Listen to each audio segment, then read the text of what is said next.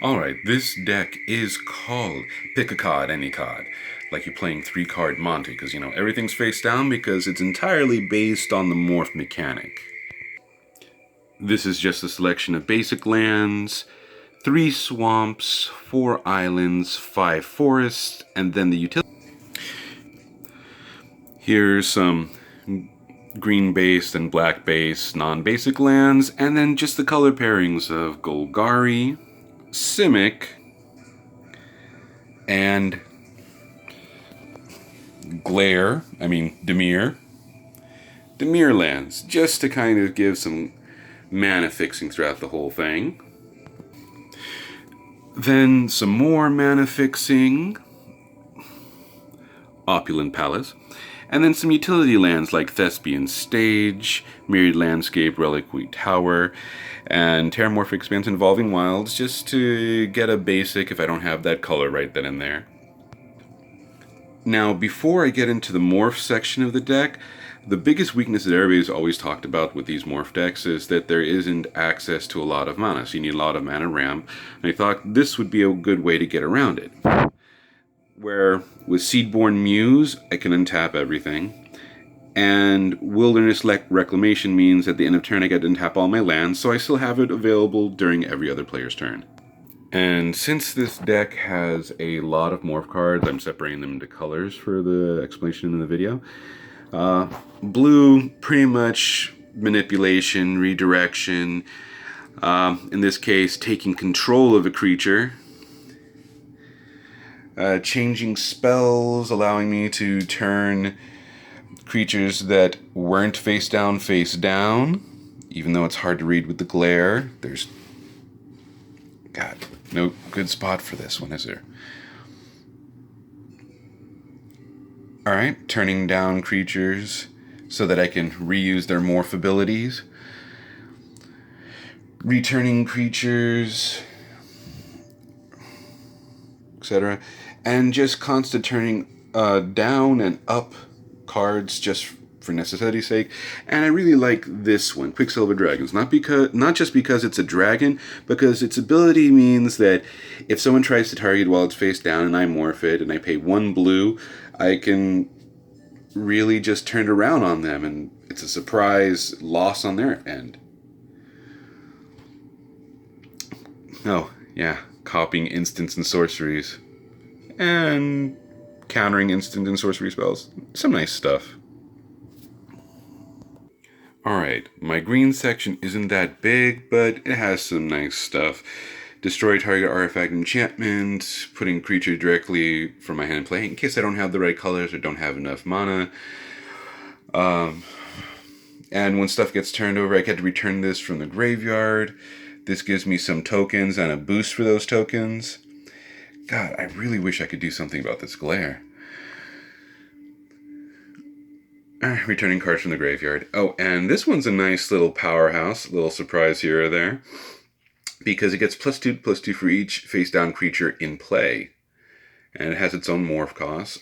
So, just with these cards alone, it could get +12/+12 if they were all down. And if I need a powerhouse, that's how I'm going to play it. Primal Whisperer, by the way. And then I have even less black cards. This one, when it turns up, target player loses 2 life. So a quick little life loss for very little mana.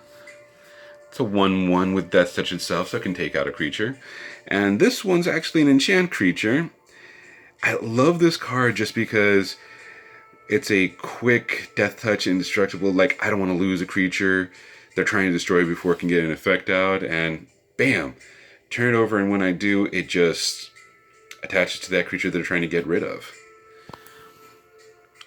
Then over here, destroy a creature with power 3 or less. It's always nifty in the early game. This can help me clear the board. If I have enough, even if they have big old creatures like a Colossi here or there, I can still get rid of it, even if it's indestructible. When they're going to do a board wipe and don't realize I have this card out on the field, Then all those creatures they destroyed give me card draw. Help me out. 1 black mana for that one. Ooh, think I found a way to get out of the glare. Alright, so this one bears a little explaining. It's from Onslaught. Whenever it attacks, I lose half my life round up. And whenever it deals combat damage to a player, that player loses half his or her life rounded up. So the morph cost is 5. So while it's morphed and no one knows what it is, I can attack with it. They get hit, and suddenly they lose half their life. It only works really once, and I'm not really going to choose to attack with it again while it's face up. But remember those cards in blue that allow me to turn down cards that are face up to face down? Maybe I might get a couple more shots in. And then these are my multicolored / artifacts for morph anyway. You know, it returns a creature, and it's a 2/2 flyer, some nice evasion. This one morphs for free, and when it does, it becomes a creature type of my choice. So if there's some tribal mischief going on, I can get at least one creature in there that gives me a little bit of extra boost for that. And this one's a trampling hexproof. Kind of makes it an illegal target if someone tries to target it at the right time. Makes them waste a spell. Okay, and this is the support section for more for ways to get creatures face down.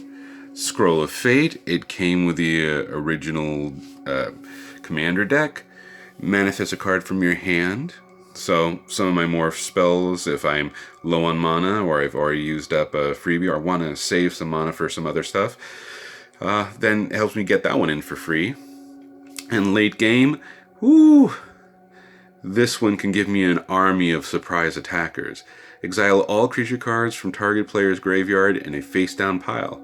Shuffle that pile, then I manifest all those cards. And this one kind of works in conjunction with this one. But the first ability gives me basically a card off the top of their library. And I manifest it. Whenever a creature I control but don't own dies, its owner loses 2 life and I gain 2 life. So under the right circumstances, this can be a game ender for that one opponent while I use the army that I get from them to try and take out an army of someone else's or bring down their life total. Now, face down creature costs 1 less. It itself can become a morph creature. So under certain circumstances, it gives me an extra creature and reduces the cost of further morphs in a turn. Face down creatures I control get +0/+1, and whenever it's turned face up, I get to draw a card. Oh, that's nice. I wish there was another card kind of like that. Oh, look at that. Whenever creatures turn face up, I may draw a card. So even if it's something that belongs to the opponent, this still lets me draw a card. Those 2 out on the field, I get 2 cards per morph turn face up. This is another reduction of cost. God damn glare. Face down creature spells I play cost 1 less. So these 2 together can end up making every morph I play cost only 1. And Ixodron, I had several versions of it, but this one looked crisp and cleaner, so I thought I'd keep the one from the commander deck. Anyways, it turns all other creatures face down, so another round of surprise attacks and surprise abilities. And plus it gets a boost for all face down creatures. So not quite as strong as Primal Whisperer, but it gets the job done. Plus, this nice little enchantment here gives all my creatures with no abilities, and remember, while they're face down, they have no abilities. +2/+2. So suddenly all my 2/2s are 4/4s just on their own. And then the star of this, that would have been Commander if there were enough ways to make this work, face down creatures I control get +1/+1. And I turn target face down creature face up, so any of those morph abilities that cost a ton, it's only cost 3, with one of them being blue. So that's a champion of my support. Ixodor, Reality Sculptor. And then this is just a small package of mana acceleration in one form or another. Thought Vessel, Soul Ring, Command Sphere, Urborg Elf, because it's all the colors that I need. And this one, so with some card draw, I kind of need this. Plus, all my lands will be every basic land type, so it also helps me with mana fixing, which is also why the basic lands favor the forest over everything else, because I need green a lot more at the beginning than I do later in the game. Okay, and so this is just some quick recursion into the library. Draw a card, Loaming Shaman.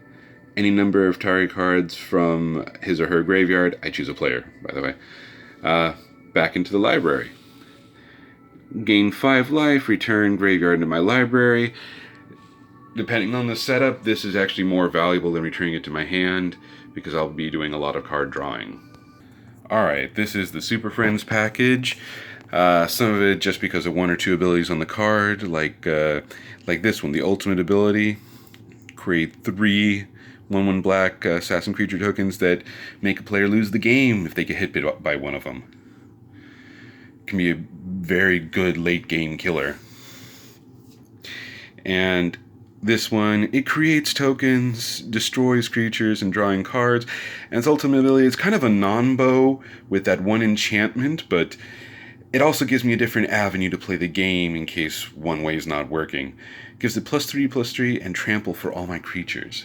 And that's something they can't get rid of. Has a quick food token protection in case I need a little bit of extra life. Oko, Thief of Crowns, by the way. And in case they have a creature that has like a wicked ability, I can make it ability less. And, you know, kind of messes with their board state by doing an exchange. Now, I might actually take this one out. I have to check the ruling on something. Because, you know, it creates creatures, so it kind of saves itself. And whenever those creatures attack or block, each opponent exiles the top 2 cards of their library. And return target non-land permanent to their hand, then that player exiles a card from their hand. It just says exiles, you know? Doesn't say face up or face down. The last ability, depending on the ruling of this card, may be awesome or maybe You may cast up to 3 face-up cards your opponents own from exile without paying their mana costs. So, if those things that are exiled still count, because they never specifically say face up or face down or anything, then this could be an awesome card. Alright, and this one lets me proliferate every time a land enters the field under my control. And with the Super Friends and this next card, it could be kind of useful. Because at the beginning of combat, if I control my commander, I put a +1/+1 counter on each creature I control. So, that there, 2 lands in. First turn this activates. If I do it right in timing, gives them all +3/+3 counters with that extra landfall ability. But even not, just with these 2 out and first time ability, 2 +1/+1 counters for each creature. It can build up, and that army can get really buff. Now, this is just a small extra package for drawing. You know, non-token creatures entering the battlefield give me a card draw. And whenever a non-human creature I control deals combat damage to a player, I draw a card. And remember, while they're face down, they're not human. Now, whenever a creature with power 3 or greater enters the battlefield under control, there are plenty enough boosts in this deck that it can be really easy that playing a morph card instead of being a 2/2 can be a 3/3 or above. So it also allows me to trigger.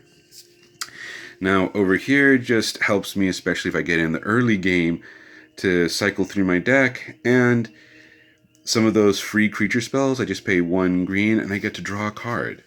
So it helps me get through the deck a bit faster. Okay, so over here we have Putrefy. It's an old goodie, but I love this version of the art most. Destroy target artifact or creature and it can't be regenerated.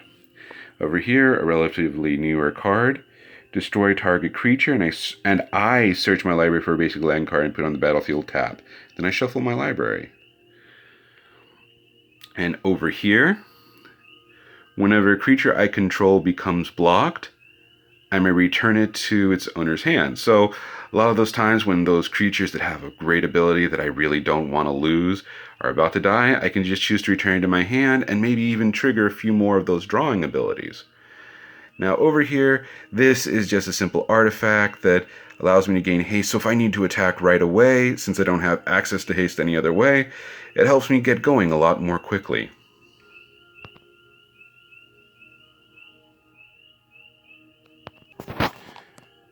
So there you go. This is my pick a card, any card deck. So just remember, you gotta say with like a Brooklyn accent, think 3-card Monte. All cards face down. What you think?